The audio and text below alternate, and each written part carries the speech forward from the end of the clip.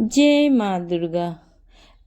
आप सभी का संदीपा दुबे के भक्ति चैनल में स्वागत है।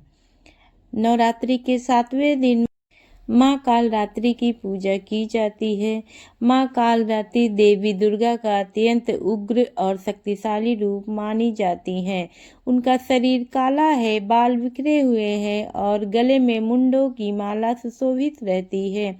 उनकी 3 आँखें हैं जो ब्रह्मांड को प्रकाशित करती रहती हैं और वे गधे पे सवार रहती हैं और उनके 4 हाथ होते हैं। 2 हाथ में अस्त्र, खड्ग और लौह वज्र और 2 हाथ वरदान व अभय मुद्रा में होते हैं।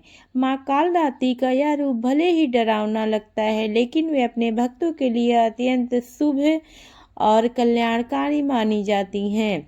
इसी कारण उन्हें शुभकरी या कल्याणकारी भी कहा जाता है। माँ कालरात्रि की कथा का चलिए हम प्रारंभ करते हैं। प्राचीन समय की बात है, जब अधर्म और अत्याचार पृथ्वी पर अत्यधिक बढ़ गया था, तब राक्षसों का अत्याचार इतना बढ़ गया था कि देवतागण सभी भयभीत हो गए।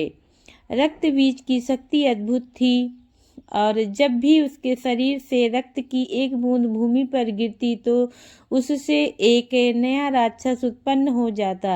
इस कारण उसे मारना लगभग असंभव हो गया था। देवताओं ने कई बार प्रयास किया, लेकिन हर बार वे असफल रह जाते थे।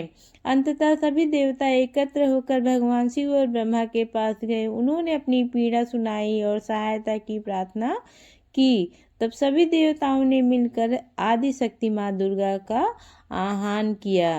माँ दुर्गा प्रकट हुई और उन्होंने देवताओं को आश्वासन दिया कि हे देवगण, मैं इस अधर्म का अंत अवश्य करूंगी। इसके बाद माँ दुर्गा ने अपने विभिन्न रूपों को धारण किया और राक्षसों का संहार करना शुरू कर दिया। जब माँ दुर्गा ने रक्त बीज के विरुद्ध युद्ध छेड़ा तो भयंकर संग्राम हुआ। माँ ने अपने अस्त्रों से उस पर प्रहार किया, लेकिन जैसे ही रक्त की बूंदें जमीन पर गिरती, वैसे ही हजारों नए राक्षस उत्पन्न हो जाते। इससे युद्ध करने में और कठिनाई होने लगती। देवतागण चिंतित हो उठे। तब माँ दुर्गा ने अपने क्रोध से एक भयंकर रूप धारण किया। यह रूप था माँ कालरात्रि का।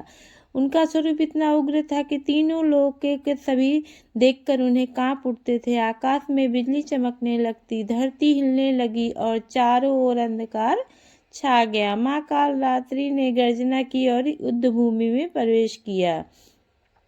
माँ कालरात्रि ने अपने विशाल जीभ फैलाकर रक्त बीज के रक्त को जमीन पर गिरने से पहले ही पीना शुरू कर दिया। जब भी माँ उसे घायल करती तो उसका रक्त गिरने से पहले ही माँ कालरात्रि उसे पी जाती। इससे नए राक्षस उत्पन्न होना बंद हो गए। धीरे धीरे माँ ने रक्त बीज की सारी शक्ति समाप्त कर दी और अंततः उसका वध कर दिया।